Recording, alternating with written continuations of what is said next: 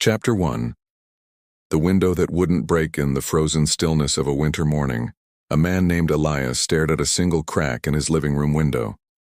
It had appeared overnight, running like a jagged scar from corner to corner. At first, he dismissed it. But then something strange happened. No matter how hard he tried, he couldn't stop thinking about it. Elias was an investment analyst. Numbers danced through his head daily like wind through tall grass. But today, the window had taken their place. He began to ignore his phone, forgot his meals, and sat in silence watching the crack. Days passed. He barely blinked. His neighbors thought he'd left town. He hadn't. He'd simply slipped into something rare. Pure, unshaken focus. On the 6th day, something snapped. Not the window. It held firm. Instead, Elias stood up, walked to his desk, and without hesitation, sold every stock he owned in a company that would crash just hours later. They called it a fluke. Elias knew better. He'd been forced into stillness, and in stillness he had remembered how to see. Chapter 2. The Girl Who Counted Shadows, at 3:04. Every afternoon, Mina walked across a parking lot behind the library, her backpack heavy with books. But she never looked at the cars or the trees or the people. She looked at shadows, specifically how they shifted minute by minute. She began to track them, sketching their shapes on paper and comparing their lengths day by day. Everyone thought she was strange, but she felt calm. Her life had been noisy, filled with the hum of social media and the pressure of endless expectations. The shadows didn't ask for anything. They simply were. One day she noticed something. The shadows had stopped changing, or so it seemed.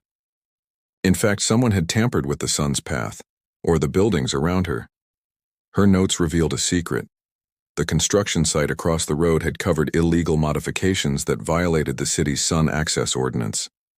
She reported it. A scandal erupted. Mina had discovered it by doing what no one else had time to do. Pay attention. Chapter 3. The Man Who Forgot His Name. No ID. No memory. Just a man waking up on a train going west. All he had was a small leather journal, filled with pages of symbols, perfectly drawn, deeply detailed, utterly unfamiliar. As the train roared forward, so did his need to remember. But instead of asking questions, he did something odd. He began to trace the symbols over and over, for hours. Days passed. The train carried him through 5 cities, yet he never left his seat. Then, in a moment that struck like lightning, he stopped. He walked into a library in Nevada and opened a book on ancient mathematics. Every symbol in his journal had a name, a function, a place. They weren't random. They were coordinates. But to where? The trail led to a cold bunker in the Arizona desert, a weather station abandoned since the 1980s. Inside, maps, recordings, and a safe. What was in it, no one would say. Because by the time the authorities arrived, the man was gone. Disappeared. But the safe had been opened, no force, just precision. Chapter 4. The silence beneath the noise in Tokyo. A woman named Kaori lived in the heart of chaos, a narrow apartment beside a 10-lane road. The noise never stopped. She tried earplugs, white noise machines, meditation apps. Nothing worked. Then, one day during a blackout, the city went silent. Kaori heard something beneath it all. A hum, soft and low, barely there. It had always been there, but the noise had drowned it. She began chasing that silence. Not by moving to quieter places, but by focusing through the noise.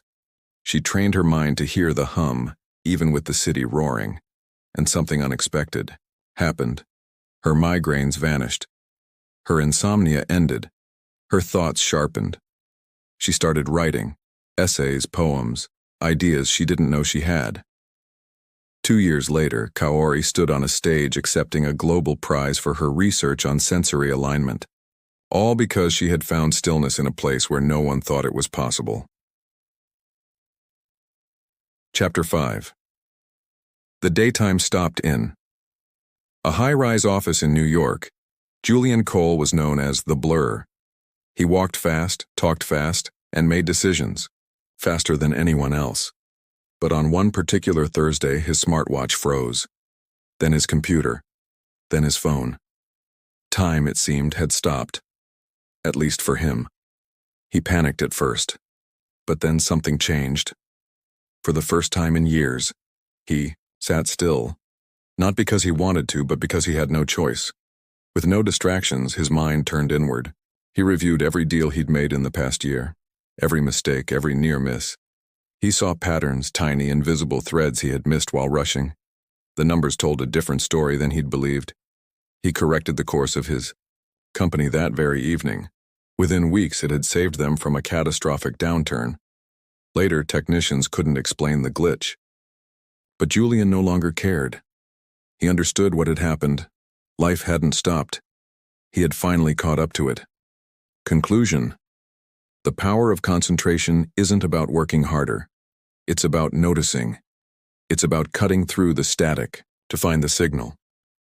In these 5 stories, each person discovered that focus is not just a skill, it is a force. Silent, patient, and when fully harnessed, unstoppable.